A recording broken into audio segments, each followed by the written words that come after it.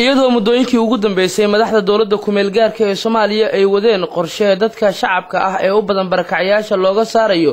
guryihii qaranka uu lahaa ayaa arrimaha la xiriira dadkaasi dib looga saarayo guryaha waxa ka hadlay maanta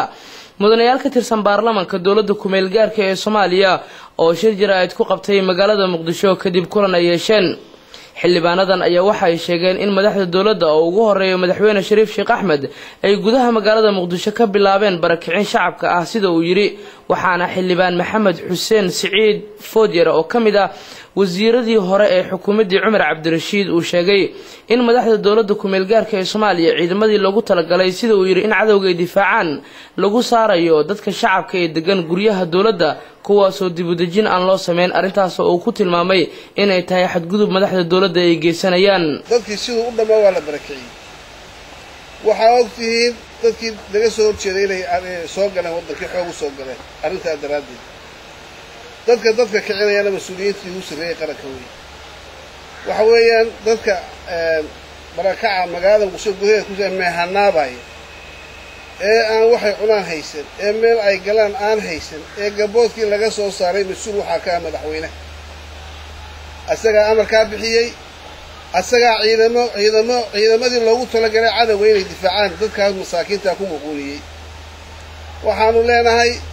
nolosha qofka Soomaaliga wax walba ka mudan haddaan meel loo haynin oo waxba loo diyaarin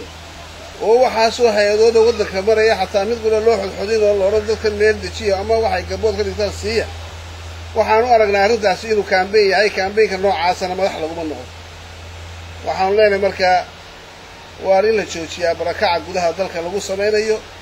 taasoo ay ka faa'iideysanayaan dadka cadawga ka ummadda Soomaaliyeed sidoo kale xildhibaanada maanta kulanka ku yeeshay magaalada Muqdisho ayaa waxa ay ka hadleen arrimo la xiriira shirarka ka dhacaya dalka dibadiisa iyo gudaha magaalada Muqdisho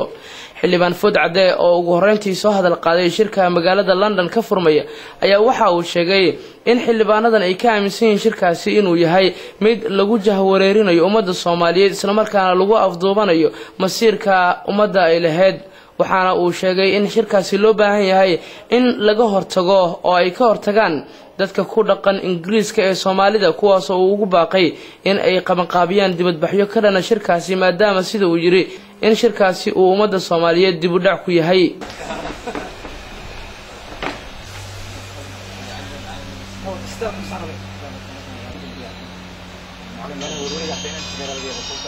shirka UK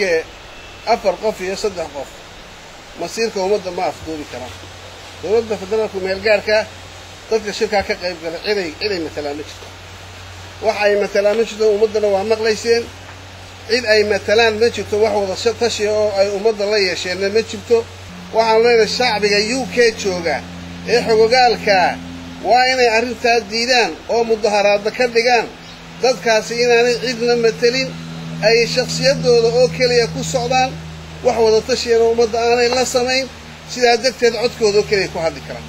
mas'uuliyiintii goobta ka hadashay waxa kamid ahaa xildhibaan Xasan Xuseen Yacquub oo asna hadaladii uu jeediyay kamid ahayd in xildhibaanadu sidoo kale ay ka soo horjeedaan shirkii lagu soo gabagabeeyay Garowe ee 1 iyo 2 kaasoo looga hadlayay arrimaha dastuurka xildhibaanadan ka tirsan baarlamaanka ay ka soo horjeestay shirarka ka dhacaya gudaha iyo dibadda dalka Soomaaliya ayaa waxa hadalkooda uu ku soo beegmaya iyadoo xildhibaano kale oo iyana shir qabtay iyo xarakada Shabaabul Mujaahidiin ba ay ka soo horjeesteen shirarka looga hadlayo arrimaha dastuurka iyo kuwa la midka ah ee ka dhacaya gudaha dalka iyo dibaddiisa Cabdi Kaamil Yuusuf Somalisa TV magaalada Muqdisho